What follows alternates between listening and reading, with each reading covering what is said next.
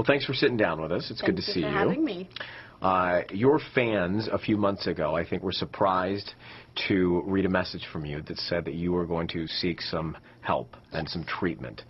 What was it that brought you to that decision? Well, I basically had a breakdown, and I did some things that I regret to this day. There was a bunch leading up to it, emotionally and physically, that I was doing to myself that I realized was unhealthy for my life, and I wasn't going to continue to be alive if I, continued to treat my body the way that I was. So after years of struggling with an eating disorder and depression and cutting, I decided to go seek medical help and actually go inpatient somewhere, and so that's what I did.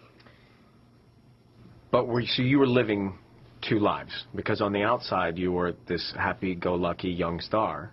Right. But behind closed doors, depressed. Right. I mean, it was night and day. Like, on camera, I could totally turn it on. And that's part of being an actress. And being a musician, you go on stage, and no matter what you're dealing with behind closed doors, you go out there and you put on a show. You know that phrase, the show must go on. Sure. Well, the show did go on, but this time it was without me. And I had to basically put my personal life in front of my career, which was very difficult for me because my career is all that I had known, and face my problems head on. So when you say that this happened for years, how young were you when you started to have personal issues and eating disorders and the depression? I was struggling with depression as early as 7 years old, and just like suicidal thoughts and things like that, which I knew was abnormal for a kid. Have you figured out why? Yes. Why? When I went into treatment, they diagnosed me as bipolar. So I had been bipolar for however many years, as far as I could remember, and had never been treated for it because I didn't know. And, and there's also other things that added up, and I just, looking back, I was unmedicated for so many years, and it led to so many problems, and which eventually led me to some of my biggest problems, which were anorexia and bulimia and cutting. And so during all of this, who knew about it?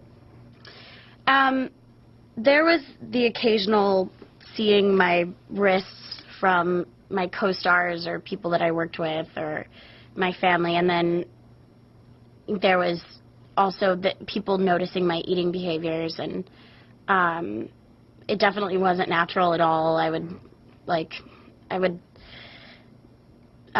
always go to the bathroom after dinner, and some people noticed, and then I always played it off, but for the first time in my life, I really got help in October of last year.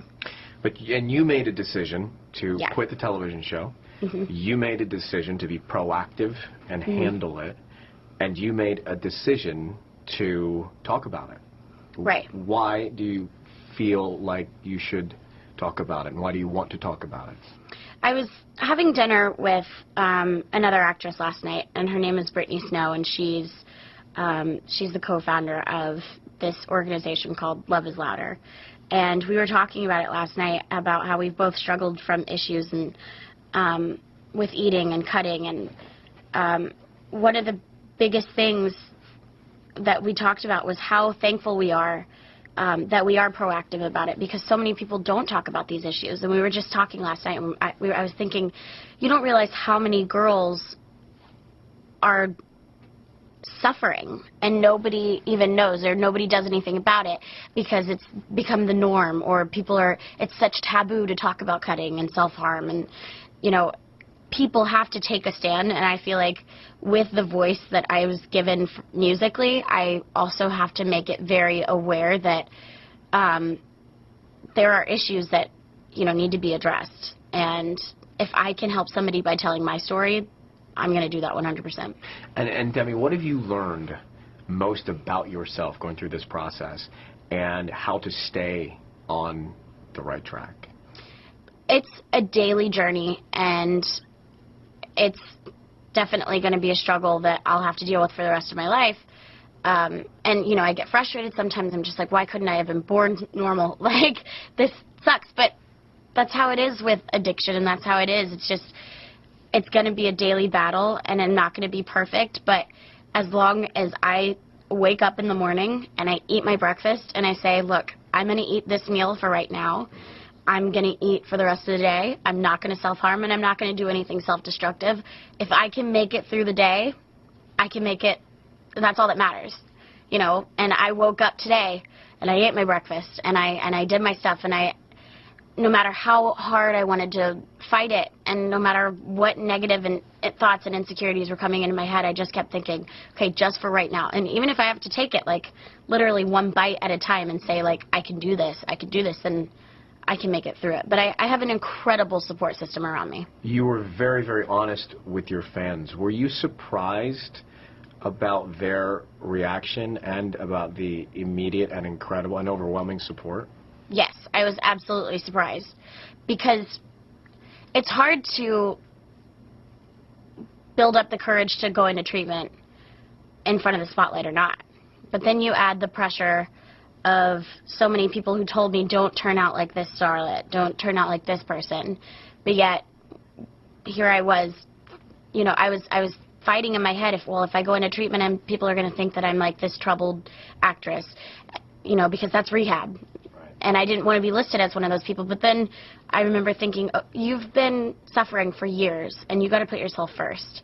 And I was shocked to see how many people supported me in going in and getting help, because I wasn't expecting that. I honestly thought that people were like, oh, another actress in rehab.